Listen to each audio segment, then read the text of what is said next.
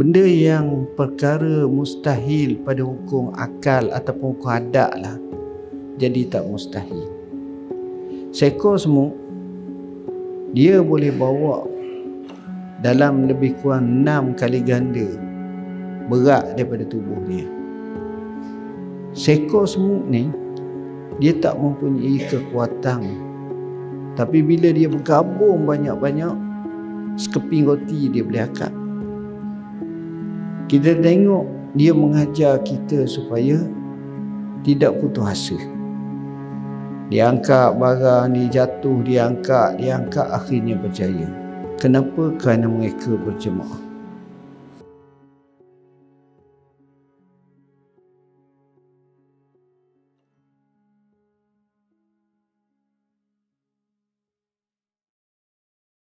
Muhammad wa ala alihi wa sahbihi wa barik wa sallim, amma ba'.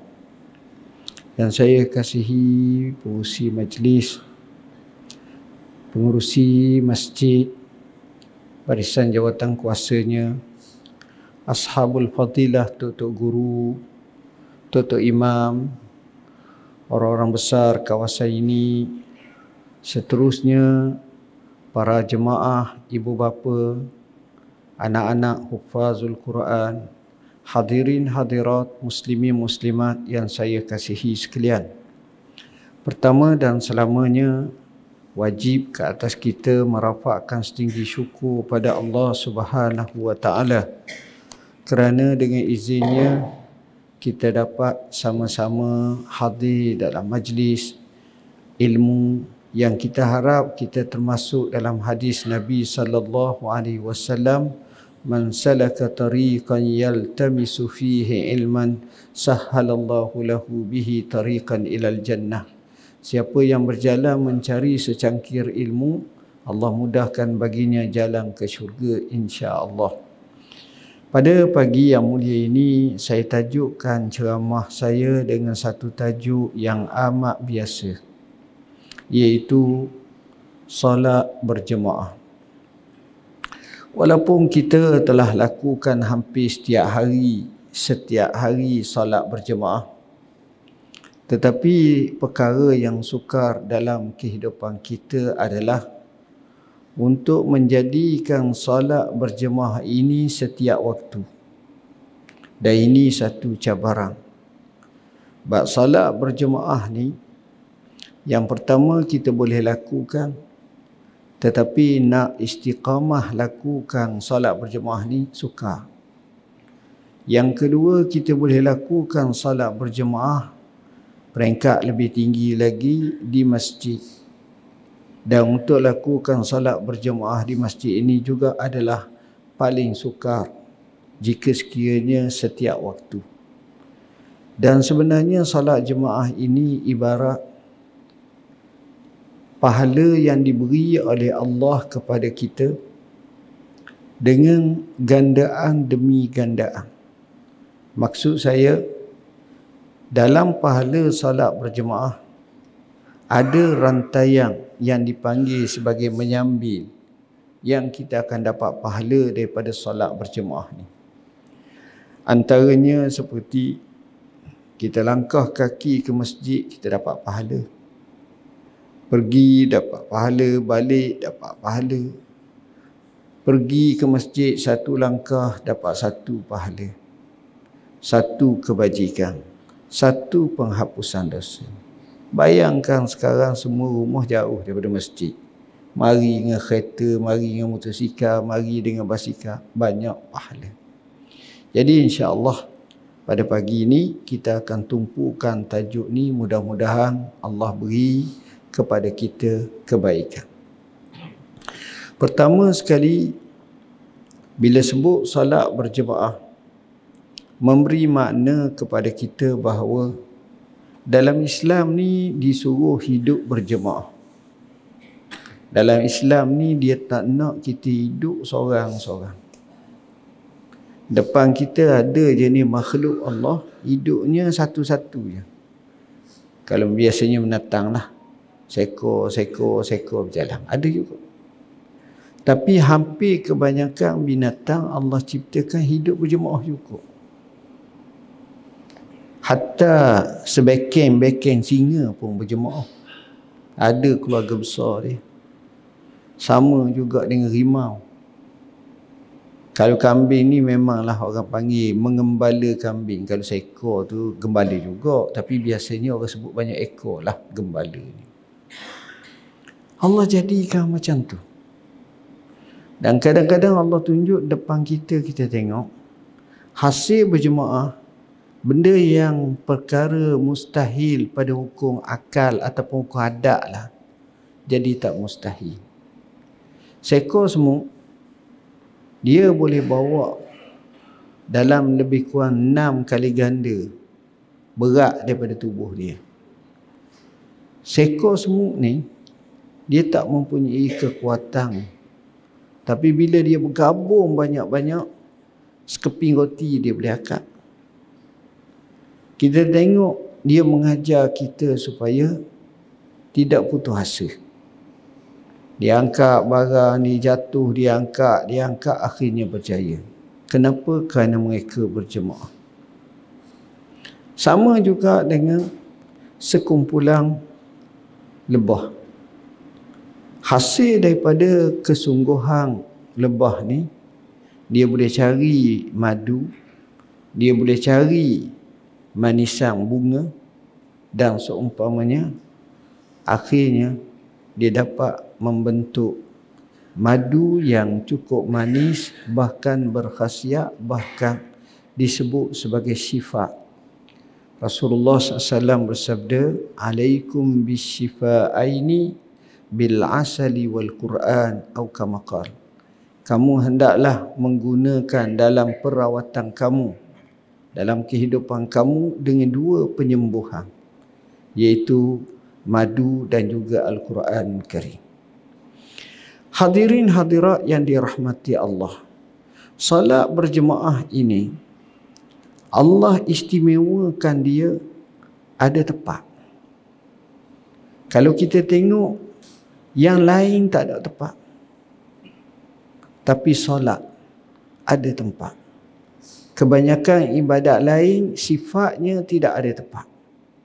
Contoh, kalau kita ambil zakat, mana-mana pun kita boleh keluar zakat. Cumanya oleh kerana peraturan kerajaan yang telah diterima pakai oleh ummah dan disokong serta sebagai satu penentu yang terbaik, maka kerajaan meletakkan Baitul Mal. Dalam setengah tempat dipanggil Pusat Pungutan Zakat PPZ, atau memang dia panggil apa-apa nama pun lembaga zakat dan seumpamanya, supaya penyelarasan dan ketertiban dalam memungut zakat dan juga mengagihkan zakat. Baiklah. Tapi asalnya kalau kita tengok ni bagi, asal sedekah gitulah asalnya. Tapi ini nak ceritanya beza dengan solat. Dia ada masjid. Puasa sama juga. Orang ni puasa, orang tu puasa. Adakah kalau nak puasa kena masuk satu tempat? Tak. Bebas je.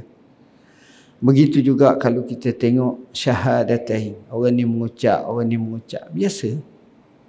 Cuma haji, yang mana sebahagian besarnya terkait dengan solat. Bila kita pergi Mekah, kita kata saya nak buat haji, dah haji, gitu. Tak. Kita semayang setiap waktu di Masjidil Haram. Bila nak masuk 9 Zulhijjah, tak, hari 8 Zulhijjah, kita pun pergilah ke Arafah. Sebaik-baiknya ke Mina dulu. Kemudian kita pergi ke Arafah.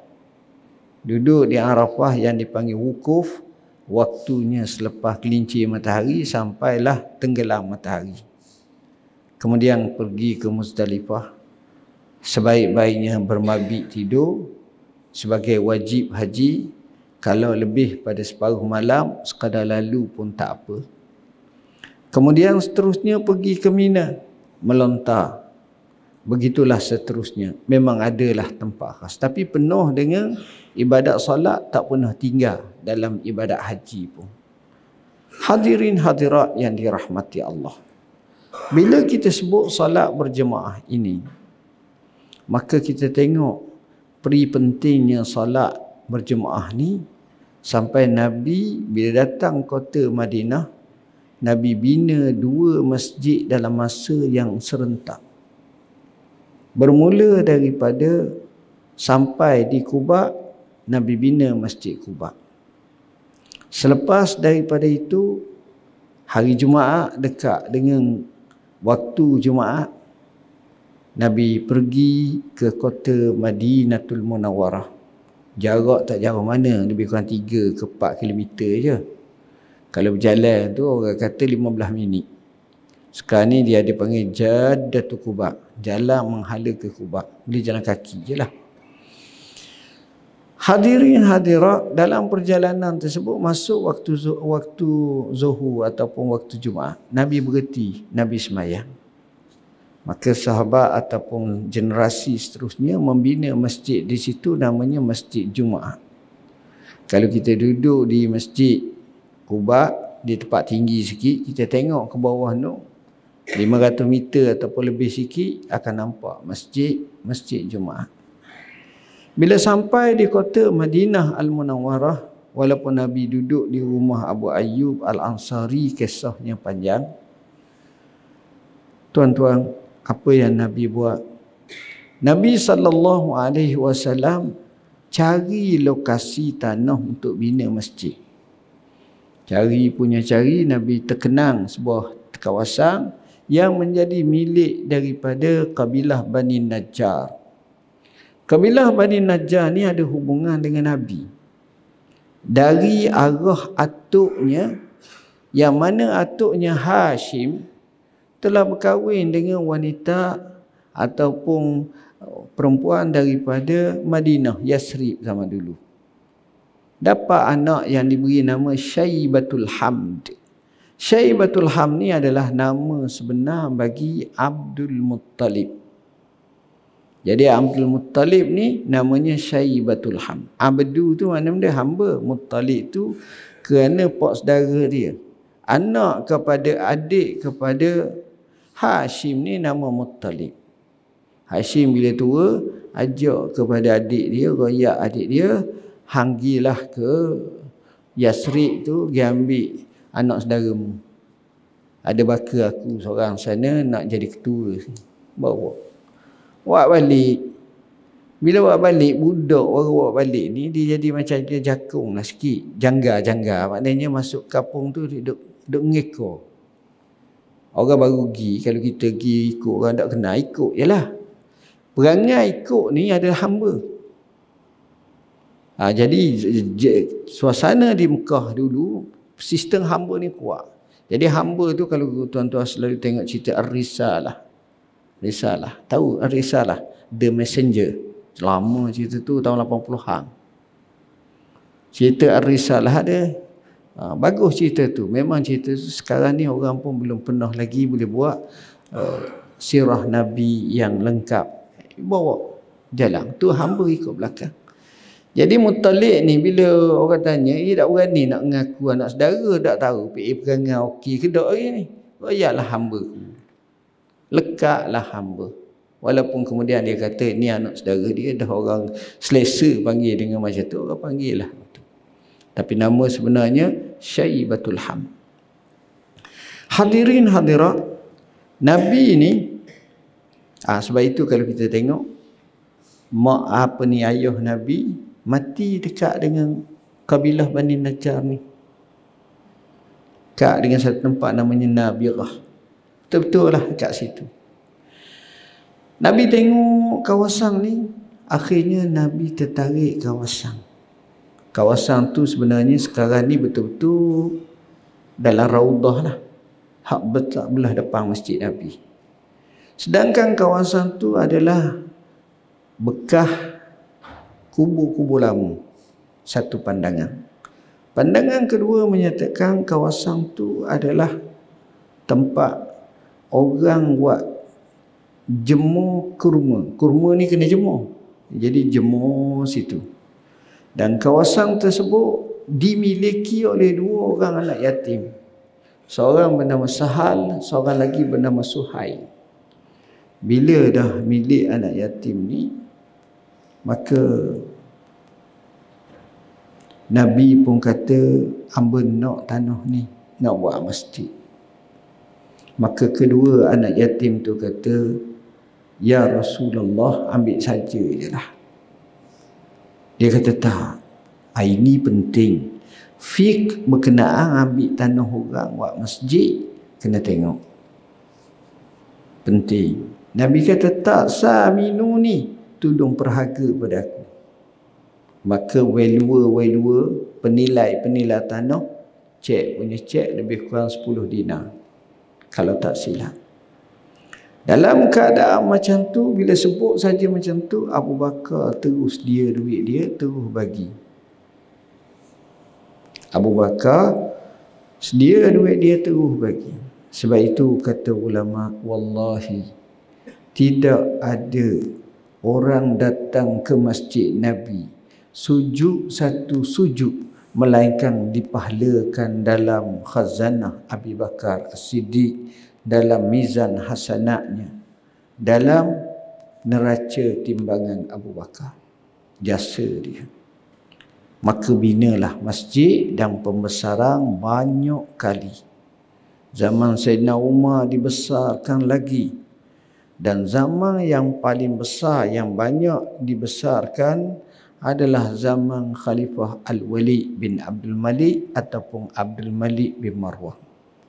Ini paling besar yang memasukkan maqam Rasulullah SAW dalam masjid. Asalnya tu sebab dia besar-besar sungguh, dan paling besar sekali pada abad mutaakhir ni ialah zaman Al-Malik Fahad. Dan kemudian ditambah oleh Al-Malik Abdullah, juga ditambah lagi oleh Al-Malik Salman. Al-Malik Fahad ditambah, akhirnya masjid itu boleh muat lebih kurang dalam 1.5 juta orang dalam satu-satu masa. Dan besarlah kita tengok sekarang. Dulu tak besar macam ni. Kenapa masjid? Kerana masjid ni gelanggang untuk solat berjemaah. Dan kata Syekh Dr. Muhammad Az-Zuhaili dalam kitabnya Qadaya Mu'asirah, peranan masjid ini ada 6. Ada 6 peranan masjid. Situlah tempat solat. Di situlah tempat belajar. Di situlah tempat syura. Di situlah tempat takaful ummah. Duk tanggung orang yang tak ada rumah duk situ, seperti Ashabus Suffah. Di situlah juga tempat sahabat-sahabat takak orang-orang kafir, orang-orang musuh yang tawanang perang Badar, tambak dalam masjid tu ya. Masa tu. Termasuk kisah yang masyhur, kisah Usumamah ibn Usal yang kena tawang orang besar, akhirnya ditengok orang Islam selepas minggu lebih kurang. Dia keluar, Nabi bebaskan dia pergi mandi, kemudian dia mengucapkan syahadatain. Sebab dia tengok perilaku ummah yang duk semayang berjemaah, jadi jatuh hati tu tertarik semayang jemaah. Semayang berjemaah ni tuan-tuan menyebabkan buka fikiran orang untuk masuk Islam. Dalam sebuah kisah moden, seorang wanita, seorang yang bukan Islam, dia duk perhati orang Islam. Akhirnya dia masuk Islam. Dia kata, orang tanya, kenapa awak masuk Islam? Dia kata, kami ni nak ibadat sehari seminggu pun payah. Ramai culah nak pergi tempat rumah ibadat. Tapi orang Islam kami perhati, jiran kami 5 kali sehari pergi ke masjid. Tak miss, konsisten. Pergi. Itu hebatnya. Solat berjemaah menyebabkan buka mata orang untuk masuk Islam. Orang tengok pun. Syiar tu pun baik. Tuan-tuan, solat berjemaah ini Nabi ajar kepada kita. Nabi menyebut salatul jama'ati afdalu min salatil fazzi bi 27 darajah. Solat berjemaah ini lebih afdal daripada semayang seorang-seorang dengan 27 kali ganda. Ada dua riwayat. Riwayat yang pertama 25 kali ganda. Riwayat yang kedua 27 kali ganda. Kerana besarnya gandaan macam tu, menyebabkan orang-orang yang faham tidak akan enteng semayang berjemaah ni. Ada beberapa tokoh dia terlepas semayang berjemaah. Dia pergi semayang tu sampai 27 kali. Sebab nak kejar untuk nak dapat 27. Tapi bukan cara macam tu, tapi nak cerita kesungguhan. Dinisbahkan kepada Maulana Abil Hasan Ali Al-Hasanin Nadwi, ulama besar yang pernah datang Malaysia. Meninggal dunia 1999. Seorang mufakir Islami yang agung melalui kitabnya Maza Khassiral Alam bin Hittatil Muslimin. Dia pergi ke masjid, dia dapati masjid itu sudah semayang jemaah. Dia pergi cari masjid lain. Sehingga beberapa akhirnya dia dapat masjid yang semayang jemaah tu lambat, dia sempat semayang berjemaah. Sampai tahap tu. Kerana dia fiqah, dia faham tentang solat berjemaah. Syekh, entah kerja, entah dapat RM1. Tapi entah kerja yang sama, tapi entah dapat RM27. Entah nak hak mana? Mestilah nak 27. Sama buat hak ni dapat 27, hak ni dapat 1. Mesti nak 27. Jadi sebab itu kita katakan, ni besarnya semayang berjemaah. Dan Nabi sendiri menyebut, laqad hammamtu, aku bercita-cita untuk aku perintahkan an amura rijalan supaya an yajma'u, supaya mereka ni hipung kayu api pergi bakar rumah orang-orang yang tak semayang berjemaah. Lalu orang tanya, berapa reti rumah Nabi bakar?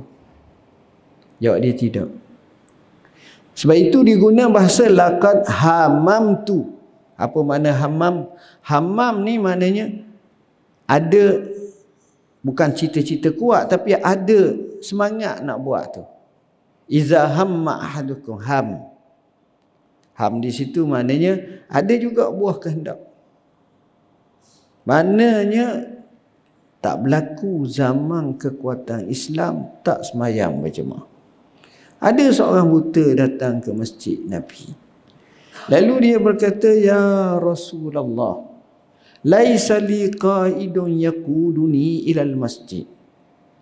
Ya Rasulullah, hamba tak ada orang duk nak piping bawa hamba ke masjid. Boleh tak kamu izinkan semayang di rumah? Nabi kata, bolehlah. Kerana kau uzur, payah orang tak nak piping. Macam mana nak berjalan? Apa yang dia buat? Maka orang ni baliklah.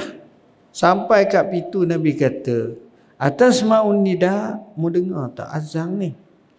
Kawan ni kata, dengar. Nabi kata, izan fa'ajib, kalau begitu kamu kena jawab. Tengok, hebat. Tak jadi nak. Ada seorang di Yaman, zaman moden sekarang ni. Zaman sekarang. Apa yang dia buat? Dia ni buta. Daripada rumah dia ke masjid itu, dia letak tali. Tali panjang. Tali itu letaknya atas tanah. Maknanya kendor tali itu. Seleret. Setiap kali nak masuk waktu, dia akan turun tangga dia, pegang tali ni, duk ikut kat tali tu. Duk pegang tali ni lurus sampai ke masjid. Bagaimana orang ni Allah cahayakan hatinya, walaupun buta matanya, kena masjid rumah Allah Subhanahu wa ta'ala. Siapa tahap tu? Kesungguhan orang zaman dulu tentang solat berjemaah ni boleh ceritalah tanpa sebarang batasan. Banyak sangat. Rasulullah sallallahu alaihi wasallam dalam hidupnya tak pernah semayang seorang kecuali ketika mana sakit. sakit hampir mati. Yang lain Nabi sembahyang berjemaah. Sihat sikit dipapah sembahyang berjemaah. Para sahabat sembahyang berjemaah. Tuan-tuan, meriahnya zaman dulu masjid ni menjadi tempat solat berjemaah. Dan generasi demi generasi ketika kekuatan Islam, mereka jaga solat berjemaah. Al-A'mash, nama sebenarnya Sulaiman bin Mihran, seorang tokoh yang luar biasa, alim dan hafiz ataupun muhaddis, mengapa hadis banyak, tok guru besar. Bila dia nak mati, anak cucu dia rasa sedih kerana abah atuk nak mati. Dia kata dia ada sedikit kederak kekuatan, dia kata jangan kamu sedih. Atuk kamu ni, abah kamu ni solat berjemaah sudah 60 tahun tak pernah luput takbiratul ihram bersama imam. 60 tahun. Apa makna tak pernah luput takbiratul ihram bersama imam? Maknanya 4 perkara atau 5 perkara. Pertama, dia solat berjemaah. Kedua, dia solat berjemaah di masjid. Takkan Tok Iman nak bagi rumah kita semua. Kecuali bini tu laki dia Tok Iman. Tu pun nak pergi semayang masjid. Dah. Ketiga, orang ni semayang awal. Dia pergi masjid awal. Macam saya pergi hujung. Mana sempat nak masuk sah? Tak boleh lah. Keempat, orang macam ni sudah barang tentu dia tunggu solat semua. Kelima, orang macam ni sudah tentu dia khusyuk. Macam mana dia boleh istiqamah macam ni? Sa'id ibn al-Musayyib Sayyidut Tabi'in, lahir tahun 15 Hijrah, tokoh yang utama di kota suci Madinatul Munawwarah di zaman era Tabi'in, yang digelar sebagai Rawiyatu Umar, periwayat kepada hadis-hadis Sayyidina Umar ibn Al-Khattab. Bahkan dalam mazhab kita, sebahagian ahli hadis, ahli fiqh mengambil mursal Sa'id ibn al-Musayyib sebagai hujah kerana kehebatan dia. Sa'id ibn al-Musayyib pernah menyatakan, dah 20 tahun. Dia kata, dah 40 tahun. Aku tak pernah luput takbiratul ihram bersama imam di masjid Nabi, kecuali musafir lah. Tak pernah luput takbiratul ihram bersama imam. Ni Sa'id ibn al-Musayyib. Dan menarik lagi, dia buat satu lagi kenyataan. Dia kata, dah 20 tahun. Aku tak pernah tidak ada dalam masjid ketika Bilal mengumandangkan azan. Aku dah ada dalam masjid. Nak cerita betapa mereka ni jenis orang kuat salat berjemaah. Jaga betul-betul. Tuan-tuan dan puan-puan yang dirahmati Allah, seorang yang terkenal di zaman era Tabi'in namanya Amir ibn Abdullah ibn Az-Zubayr ibn Al-Awwam. Generasi Tabi'in. Amir ni dia tua dah, nak mati dah. Dalam keadaan nazak sakaratul maut, dia dengar orang azan. Lalu dia kata, bawa papa hamba nak masuk masjid nak sembahyang. Maka jawab keluarga dia, abah tu tak apa sihat, duduklah rumah. Lalu dia beri satu buah pengajaran yang maha hebat. Dia kata apa? Wallahi, jika sekiranya kamu dengar azan, jika sekiranya kamu nak cari aku, carilah aku dalam masjid. Sebaliknya, kalau kamu tak temu aku dalam masjid, kamu carilah aku di kubur. Mana aku mati dah. Dua tempat saya bila dengar azan. Oh, ini hebat. Maka dipapahlah dia ke dalam masjid. Maka semayanglah dia. Tok Imam rokok, dia rokok. Tok Imam sujud, dia sujud. Tok Imam bangkit daripada sujud, dia tak bangkit. Tok Imam sudah semayang beri salam, dia sujud. Cek punya cek, dia mati dalam keadaan sujud kepada Allah. Mulia orang macam ni. Nabi SAW bersabda dalam sebuah hadis, Iza aradallahu bi'abdin khaira ista'malah. Qalu kaifa ista'malah? Qal an yuwaffiqahu li'amalil khair atau li'amalis salih. Ada beberapa lafaz riwayatnya. Maksudnya lebih kurang, bila Allah menghendaki seorang hamba tu diberi taufik kepadanya dengan mendapat, jika Allah hendak kepada seorang hamba tu dengan kebaikan, Allah akan taufikkannya, Allah akan gunakannya. Sahabat tanya, macam mana Allah guna seorang hamba tu?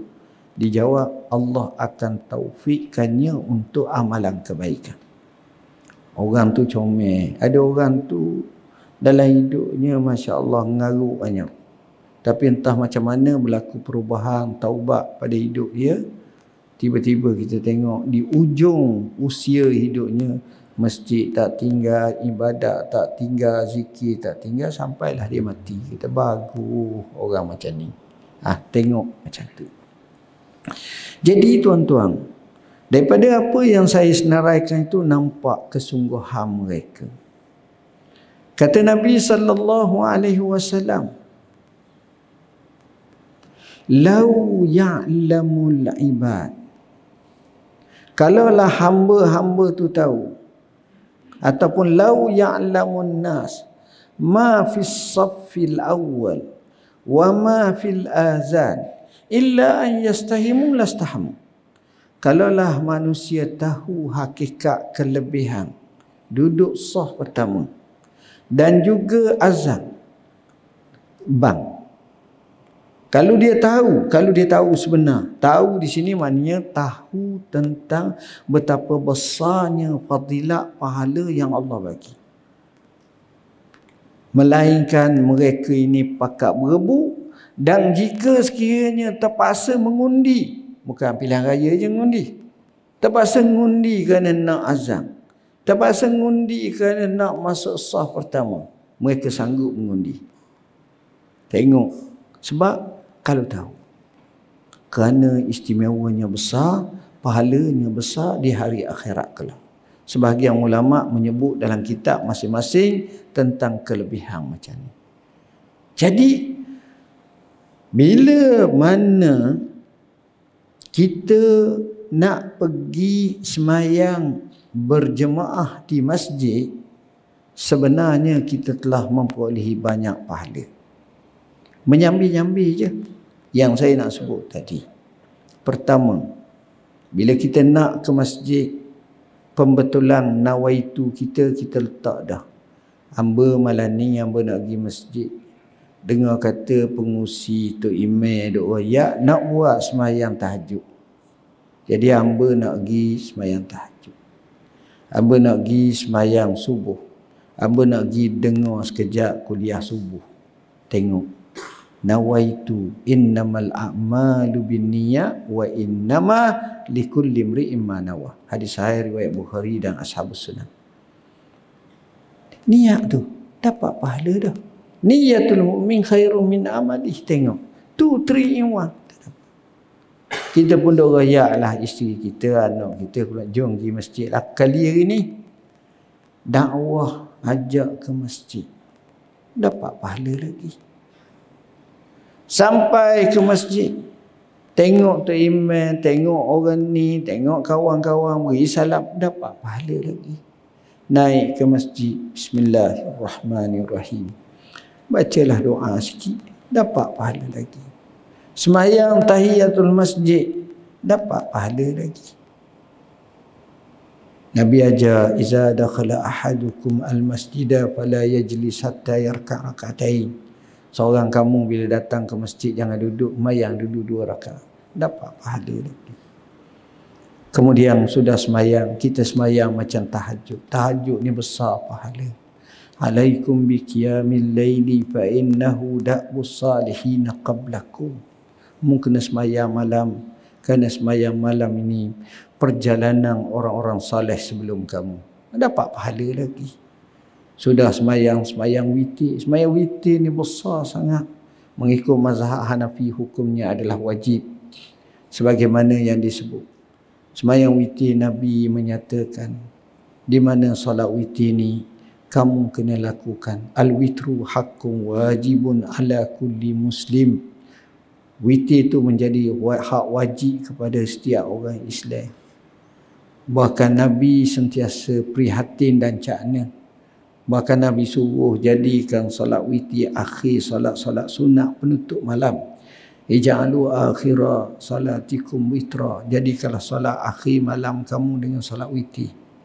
Dan banyak fadilat solat witir saya sebut dalam buku solat-solat sunat ni. Banyak. Boleh tengoklah dengan fadilat masa tak ada nak ulah panjang setiap satu tu. Tuan-tuan, bukan semata itu. Tok bila azan, kita jawab azan, kita dapat.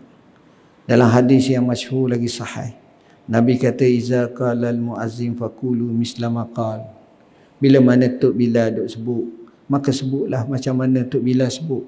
Allahu akbar, Allahu akbar, kecuali hayya 'alas salah, hayya 'alal falah saja. Kemudian bacalah doa Allahumma rabb hadhihi da'wati tammah sehingga akhirnya. Kemudian Nabi kata wajabat syafaati, dia berhak dapat syafaatku. Kita nak pergi temu orang besar nak minta syafaat pun rasa payuh. Boleh kedok tak tahu. Ini sebesar-besar, seagung-agung manusia Rasulullah. Syafaat tu bukan syafaat nak minta tanah. Bukan syafaat nak minta khijah. Bukan syafaat nak minta batuan. Ni syafaat syurga neraka. Syafaat selamat daripada neraka. Besar sangat. Tengok, tak pasal-pasal kita dapat. Siapa janji? Nabi. Siapa kata? Nabi. Dia kata bagi pihak siapa? Bukan pihak orang lain, pihak dia sendiri. Sudah tentu Nabi ni dah cakap macam kita membu tu. Allah menyatakan wa ma yantiqu anil hawa in huwa illa wahyu yuha. Nabi tak cakap sia-sia melainkan wahyu Tuhan. Tengok. Bukan sekadar tu tuan-tuan, kita tengok. Kita dapat solat subuh berjemaah. Ini mahal. Nabi kata apa? Nabi kata man shalla subha jamaah fa ka'annama fi zimmatillah atau fa innahu fi zimmatillah atau kama qala. Siapa solat subuh berjemaah dia dalam zimmah Tuhan. Apa makna zimmah? Zimmah ni maknanya dalam pemeliharaan, dalam jagaan Tuhan. Banyak Allah selisihkan kita bala fitnah dengan sebab solat subuh. Tengok tu email tadi baca doa. Antara doa yang dibaca doa kunut. Waqina syarra ma qadai. Peliharalah kami daripada kejahatan yang kamu takdirkan. Kita kata apa? Amin. Kita menyahu seruang tu. Tengok, kita minta. Banyak lagi lah minta Allah petunjuk, hidayah, kesihatan. Ni nak cerita hebatnya salat subuh berjemaah. Ada orang nisbah kepada Hajjaj bin Yusuf As-Saqafi, seorang pemimpin yang zalim yang amat. Hajjaj ini menjadi gubernur kepada kerajaan Umayyah. Bermula daripada Abdul Malik bin Marwan, digunakan oleh Al-Walid, digunakan oleh Hisham dan beberapa tokoh. Tapi Umar bin Abdul Aziz paling benci. Paling benci, tak suka sangat. Apa yang berlaku Hajjaj bin Yusuf As-Saqafi ni, dia bunuh orang biasa, tuan-tuan.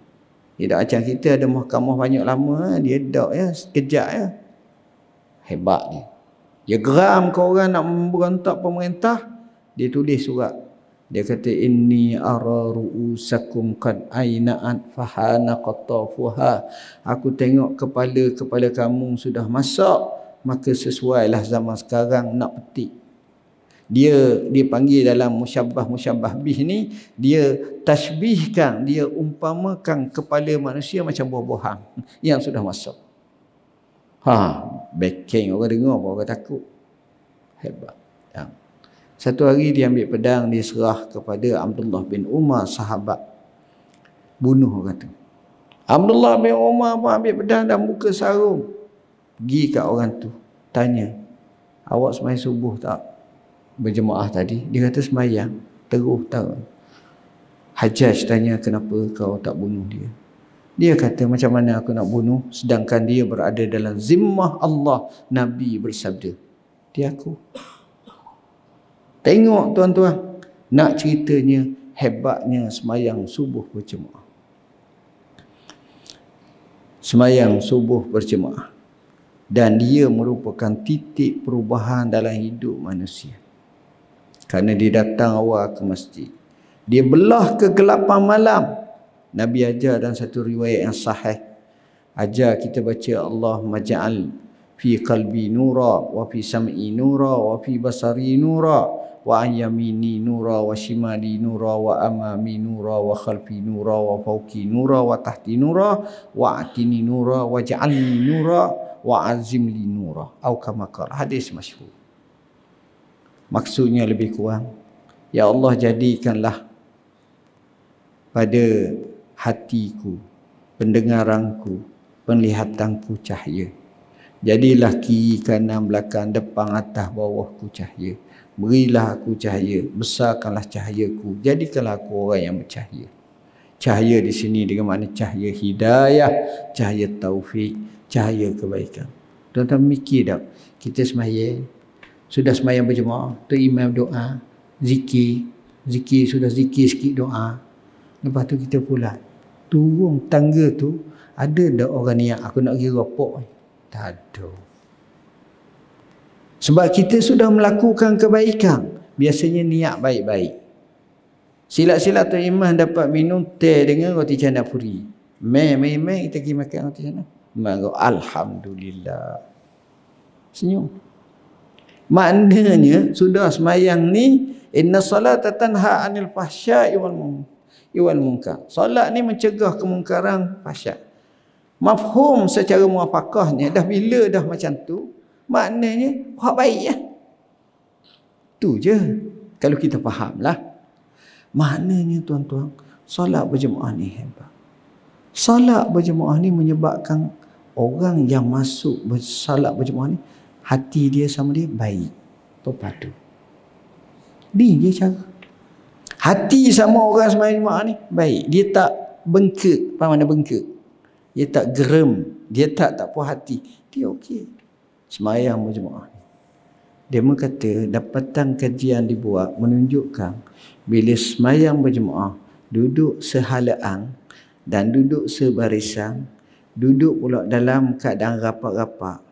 Yang kita yang mempunyai tubuh badan ni, dia akan berlaku dalam tempoh yang sama lama, rapat-rapat soft tu, dia akan berlaku satu semangat kebersamaan, kasih sayang. Saya beri contoh mudah. Pak Mak, dia duduk kampung ni. Adik-beradik dia ada 5 orang, campur dengan dia lah. 5 orang. Yusuf, Kadir, Doloh, Daud. Yusuf, Kadir, Doloh, Daud. Dia Pak Mak. Mamak dia Muhammad. Tapi malangnya, minta maafkan nama-nama tu, saya bukan sebut. Ini saya contoh je, saya tak kenal pun sini. Pak ni tak pernah pergi masjid. Jemaah apa? Ada ke pun? Ada. Bukan kerja di Kuala Lumpur, tak, kerja sini je. Duk. Tapi berjaya lah, bukanlah tak berjaya. Tapi tak pergi masjid.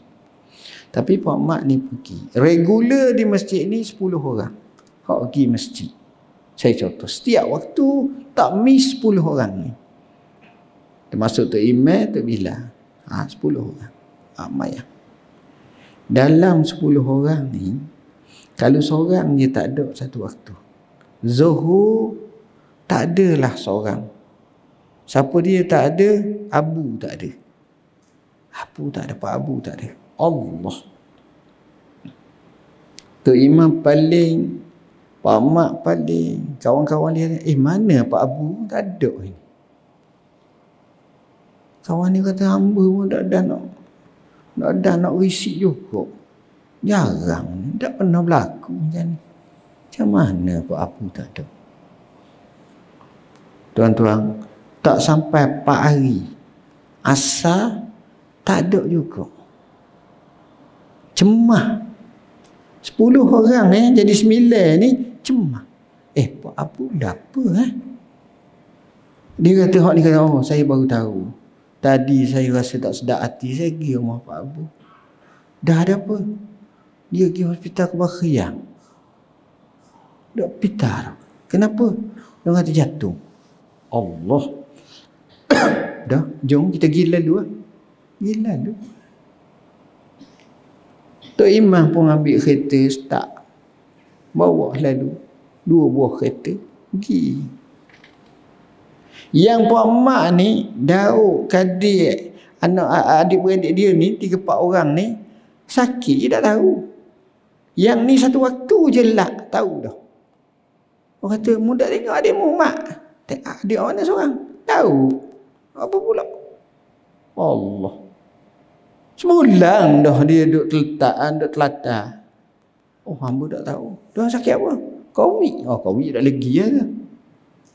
Covid dah lagi ya. Tahu pak bahaya sebab contohlah. Tengok. Siapa tak tahu sebulan. Tu muja tahu macam tu. Kalau tahu mati lagi hebat. Pak Long, ayah tak ada dah. Oh, dah ayah gimana? Mati. Allah kata. Tak tahu. Kenapa hak ni tak ada hubungan kekeluargaan, tak ada apa, tapi tahu. Hak nu adik-beradik, saudara-saudari, tak tahu. Sebab tu. Ni penting pergi masjid. Penting je. Apa? Orang susah bila pergi masjid, senang. Saya baca satu kisah. Datang seorang, ni cerita baru lah. Datang seorang. Tok Imam tengok, buat apa ni tuan? Saya susah hati Imam. Saya betulang anak sakit. Anak dia sakit. Nak buat operation petang karang. Jadi, kena bayar banyak. Ni cerita Arab ke cerita Melayu? Kena bayar. Saya tak ada duit sungguh ni. Berapa ribu tak tahu. Malaysia pun mahal kalau operation besar-besar ni. Allah. Jadi kata macam mana? Ginilah kata dia. Awak ambil air semayang, awak semayang, awak doa ke Allah penuh hati. Tok Imam ni aja. Tok Imam pun nak gagal bokek, bukanlah banyak sangat pun. Dia pun kata tak apalah. Dia pun makan, duduk. Tengok dia duduk. Allah bayar cash. Datang seorang. Dah apa? Ingat nak bagi zakat sikit. Berapa? Orang ni sebut exactly, tepat dengan jumlah orang tu. Berapa puluh ribu, tepat. Tok Imam pun berair mata kat tangan, ya Allah. Tok Imam panggil dia, mari sini, duduk sini. Tok Imam kata, hang jangan bagi hamba lah. Awak tak payah bagi hamba. Okey. Mu berapa mu nak tadi, tuan nak buat, dia pun sebut kena-kena. Dia kata, tuan bagilah dia. Kerana dia perlu untuk selesai masalah. Tuan-tuan, Allah bagi. Kat mana? Dalam masjid.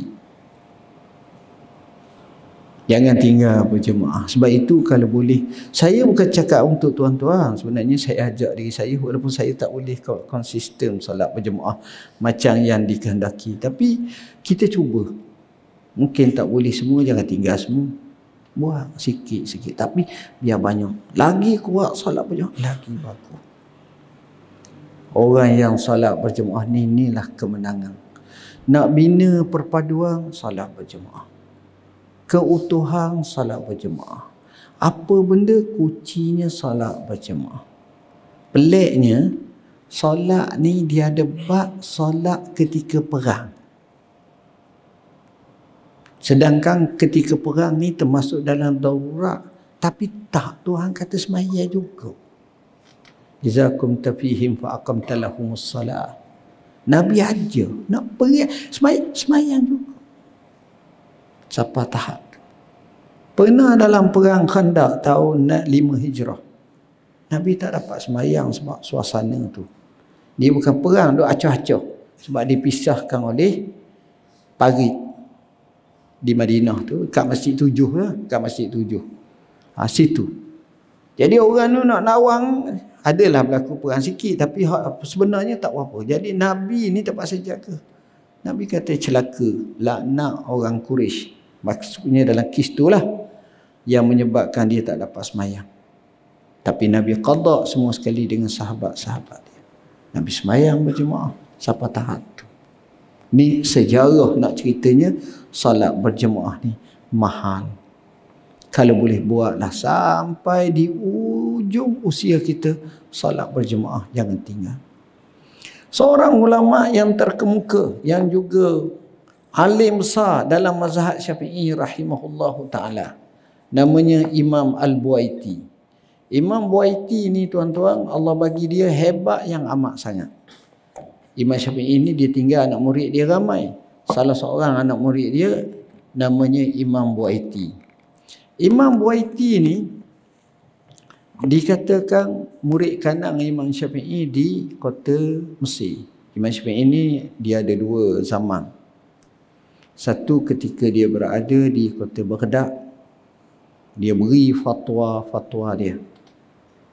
Antara anak murid dia Al-Karabisi. Antara anak murid dia Imam Ahmad bin Hanbal. Hak ni masa duduk kota Baghdad. Tapi tahun 199 Hijrah, dia terasa nak pergi Mesir. Dia pun pindah ke Mesir. Sampai di Mesir, dia tengok perangai orang Mesir ni pelik. Jadi bila orang tanya ni, dia mari mikir balik dan dia beri fatwa baru.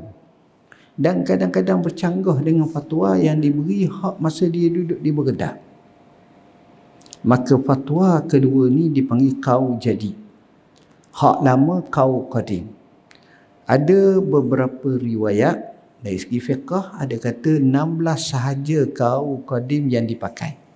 Ada kata 21. Ada kata lebih, tak sampai 40, tak sampai sikit je. Antara qaul qadim kita pakai ialah waktu sembahyang maghrib ini habis selepas hilangnya mega syapak merah. Maknanya macam kita lah, masuk waktu pukul 7.05 minit ke sekarang sebagai contoh, habis waktu tu katakan 8.10, 8.5 minit, mana habis. Tapi kau jadi kata kalau tak silap, waktu habis lepas kita dengar azan, kemudian boleh sembahyang sunat, kemudian lepas komat sembahyang maghrib, baca jangan panjang jangan pendek, sembahyang sunat pula. Lepas pada tu habis waktu maghrib cepat. Maknanya mungkin 15 minit habis. Seolah-olah macam tu. Tapi kita pakai itu. Sebenarnya pandangan yang kedua ni, walau yang baru ni, boleh katakan hebat. Betul. Jika sekiranya negeri yang mana yang dipanggil sebagai negeri sebelah utara barat. Skandinavia, saya pun nak sebut payah tu, Skandinavia ke apa. Yang negara-negara macam tu, malam dia dengan siang dia tak. Lepas pada waktu subuh, waktu maghrib tu terus ada sama mereka syafaat masuk subuh dah. Ni hak duduk ni, macam duduk kat Norway, duduk atas-atas. Gigi sekali putih kita ingat kalau duduk lama situ. Mungkin sejuk dah lalu situ. Amba pun tak sampai hari. Cita-cita nak pergi kat sekali. Nak tengok betul ke tak. Walaupun ceritanya ramai dah orang kata betulnya. Kalau puasa pun tak tahan. 18 jam, 20 jam. Demang je. Bolehlah gagah situ. Jadi tuan-tuan, dia datang ke kota Mekah. Dia akan datang kota apa ni? Dia datang kota Mesir, dia pun mengajar ni, dan itulah yang ditulis oleh Ar-Rabi' bin Sulaiman Al-Muradi. Kitab-kitab termasuk Al-Muzani karang balik pandangan Imam Syafi'i baru, antara kitabnya Al-Um, dan beliau banyak beri fatwa-fatwa yang hebat-hebat. Umur dia tak lama, 4 tahun, masuk 5 tahun duduk Mesir, mati. Imam Syafi'i ini sakit tuan-tuan, sakit. Dia namanya sakit buasi. Orang tahulah. Buasi ni bahasa Arab. Orang Melayu panggil buasi juga. Ada 2-3 jenis penyakit kita pakai ambil orang Arab je. Orang ambil orang Arab macam sakit buasi. Orang Arab panggil basurah, macam bawasir. Antara sahabat Nabi yang kena buasi teruknya juga ada dikatakan ialah Imran bin Husain radhiyallahu anhu. Kisah panjang saya tak sempat cerita. apa nama ni, Imam Syafi'i ni sampai kepada tahap kalau dia ngajar, ada orang cerita dia duduk ngajar, dia bangkit tempat dia ngajar tu macam perempuan darah haid, bekah banyak darah. Itu ketika tahap 4 lah, kita kata agak berat lah tu. Dan dia meninggal pun salah satu sebabnya puasa. Imam Syafi'i ni antara kelebihan dia banyak. Kalau saya boleh senaraikan, tak kurang 5 kelebihan yang orang lain payah nak ada. Antara kelebihan Imam Syafi'i ni, dia ni firasat dia tajam. Dia tengok orang dia kenal. Saya tak kenal. Macam kita tengok orang kan tu baik, hehehe, kita terbaik dia, lembut dia. Bila pergi rumah dia cengeng ke anak dia tu, takut dia jerekoh. Anak dia macam tikus ke? Ada orang macam tu. Kata Allah, tak sangka ingat awak baik. Anak dari muka tau. Tengok tu. Itu. Tapi macam ni dia kena. Ini nak tunjuk kekuatan firasat manusia. Allah izinlah. Dia sakit berat. Sakit membawa kematian. Ni orang panggil hari-hari terakhir Imam Syafi'i. Nak mati. Nak mati. Ni siapa pukul berapa? Boleh kamu? Boleh lagi? 2.5 jam boleh? Saya sebenarnya saya tak suka ceramah panjang. Saya suruh pendek lagi saya suka. Tapi tak apalah, mari sekali saya ambil 5 minit lagi. Imam Syafi'i ni tuan-tuan, masa dekat nak meninggal dunia tu, anak-anak murid kanan dia pun mari. Dia pun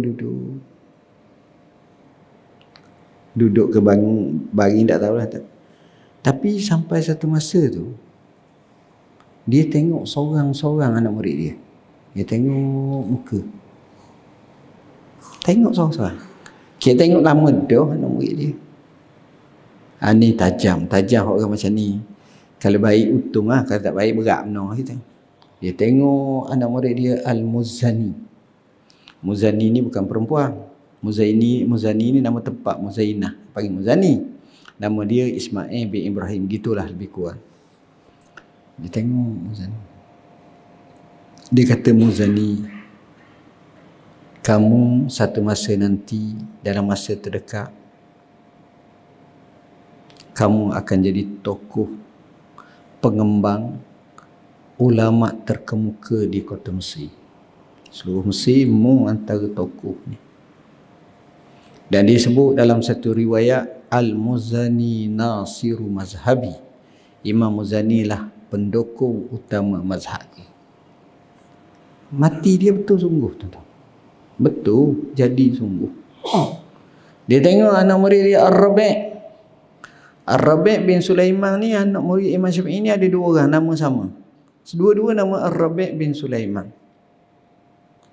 Seorang nama Ar-Rabi' bin Sulaiman Al-Jizi. Ni budak cerdik sangat. Pintar. Jadi tok guru besar. Seorang lagi nama anak murid dia Ar-Rabi' bin Sulaiman Al-Muradi. Ni bodoh sangat. Bodoh. Bahasa kasar lah. Maksudnya payah nak, orang panggil payah nak masuk. Belajar nak faham. Payah nak faham. Tapi Imam Syafi'i ini Allah bagi dia firasat, dia tahu hak ni bijak. Jangan main. Sehingga dia kata apa? Wahai Ar-Rabi', kalaulah ilmu tu jenis barang boleh pergi suap dalam mulut ni, aku akan makan, aku akan kepas stokor sumbakmu. Ni ilmu ni. Ni kedua. Ni ketiga. Tapi ilmu bukan barang gitu ya Ar-Rabi'. Belajarlah sungguh-sungguh. Ar-Rabi' kata, wallahi aku tak tengok seorang tok guru yang lebih hebat pada Imam Syafi'i. Akhirnya Ar-Rabi' bin Sulaiman Al-Muradi, Imam Syafi'i tengok dia. Imam Syafi'i kata, kamu jadi orang yang kuat menolong mazhabku, betul sungguh. Kitab riwayat Imam Syafi'i, imla'nya hak paling masyhur Ar-Rabi' bin Sulaiman Al-Muradi inilah. Allah keluarkan dia jadi ulama yang terbilang. Yang saya nak cerita bab salat berjemaah ni macam mana? Ada seorang anak murid Imam Syafi'i ini, Imam Syafi'i tengok masa nak mati. namanya Al-Imam Al-Buaiti. Saya tengok, dia kata Buaiti, Allah uji kamu akan datang. Tak berlaku lagi ni. Ni bukan tilik nasi tau. Ini firasat. Ittaqu firasatal mu'min fa innahu yanzuru bi nurillah. Muntakutlah firasat orang beriman, dia tengok dengan cahaya Tuhan. Kata Ar-Rabb, kamu akan diuji. Kamu akan mati dengan kaki tangan kamu dirantai di belakang jarjak besi. Selepas mati Imam Syafi'i, timbul satu fitnah yang dahsyat, fitnah khalqil Quran oleh golongan Mu'tazilah. Akhirnya Buaiti kena tangkap, duduk dalam penjara, mati dalam penjara. Buaiti ni, dia duduk dalam penjara besar, duduk. Bila di luar penjara tu dengar orang azan. Setiap kali Zuhur dengar orang azan, dia heret besikan dengan dia, pergi jalan kat pintu. Warder tanya, warder penjara tanya, mu nak ke mana? Tuan nak ke mana? Syekh nak ke mana? Nak pergi sembahyang berjemaah. Tengok. Kata dia tak boleh, baliklah. Baru dia pulang. Perbuatan dia ada niat, ada semangat, ada himmah, ada buat. Sekadar depan pintu tu tengok, nak sembahyang berjemaah. Masuk asar, buat sama juga. Kalau kita dah tahu dah ada penjara, biasa apa, boleh sembahyang wujud lah. Tengok orang zaman dulu, semangat dia. Kerana itulah tuan-tuan, salat berjemaah ni saya tak dah nak cover banyak lagi isu-isu. Tapi ma la yutrak kulluh la yutrak julluh. Barang yang tak dapat semua, mereka jangan tinggal semua. Firasat ni saya cerita banyak dalam buku ni. Perangai orang menuntut ilmu yang hebat-hebat, saya cerita dalam buku ni. Semangat orang jaga masa betul-betul, saya nyatakan dalam buku ni. Masalah mimpi yang hebat-hebat yang disebut, saya sebut rahsia mimpi. Nak bina keluarga bahagia, saya sebut dalam buku Rumahku Adalah Syurgaku. Nak cerita berkenaan dengan peristiwa akhir zaman, saya sebut macam ni. Kepada anak-anak yang kita nak nasihat sempurna cuti sekolah, saya sebut salam terakhir. Ni saya abadikan anak saya seorang, namanya Hamad, mati dah. Mati 2 tahun lepas, kanser. Saya nasihat setiap anak kita nak nasihat pada mereka macam ni. Macam pagi tadi saya tengok lalu tabung tu sedekah. Ini bagus tuan-tuan, sedekah. Keajaiban sedekah saya sebut dalam buku ni. Banyak cerita bab ajaib sedekah, tapi masa dah orang tentu dah perpaduan. Begitu juga kita jangan lupa hadis Nabi. Kadang-kadang kita slow baca hadis 40. Wak ngajar di masjid, wak ngajar di surau. Kerana hadis 40 ni rupa-rupanya di Masjid Haram dia ajar, di Masjid Nabawi dia ajar, di Azhar dia ngajar, di pesantren dia ajar, di pondok dia ajar, di masjid dia ajar. Penting kita tengok. Dan yang saya tertarik adalah sejarah Nabi. Kita kadang-kadang sejarah ni kita lemah. Sejarah Nabi ni kita kabur. Kalau orang tanya peristiwa pembukaan Kota Mekah bila berlaku, tak tahu Ustaz. Tapi dengarlah, Nabi buka Kota Mekah tu boleh tawan dengan mudah setakat tu. Kita nak tahu. Tahun ke-8 Hijrah, bulan Ramadan, macam mana Nabi masuk. Hudaibiyah bila berlaku? Oh, tak tahu Ustaz. Kita pun tahu tahun ke-6 Hijrah, begini-begini. Kena tahu. Sirah Nabi kena jaga. Yang tu sirah lengkap. Yang ini sirah ringkas. Yang ini oleh Syekh Abdul Ghani Al-Maqdisi, oleh Ibn Qudamah. Nama ulama besar zaman dulu yang digelar Ibn Qudamah ada 13 orang. 13 orang. Hebat-hebat belaka. Kitab besar-besar belaka. Kebanyakannya bermazhab Hambali. Tapi dia ni hafiz, yakni banyak mengapa hadis Nabi SAW. Jangan lupa kita berdoa kepada Allah. Saya sebut dalam buku, inilah doaku. Dan tuan-tuan, kalau ada soalan-soalan nak tanya, tak payah tanyalah. Kita telah jawab lebih daripada 7,300 soalan. Setiap hari kita update soalan-soalan 6 sehari. boleh masuk dalam handset masing-masing, percuma je, tak kena bayar. Apps Al-Inar. Al-Inar. Soalan-soalan yang kita boleh tengok, tujuannya untuk mencambahkan ilmu. Sekadar itulah saya cakap. Saya mohon maaf bahasa yang saya guna tidak sesuai dengan khalayak di sini. Aku qauli hadza wa astaghfirullahal azim li wa lakum. Bismillahirrahmanirrahim. Allahumma faqihna fid din al-ta'wil. Allahumma ja'alna minal ladzina yastami'una al-qawla. Wa sallallahu ala sayyidina Muhammad. Walhamdulillah. Wassalamualaikum warahmatullahi wabarakatuh.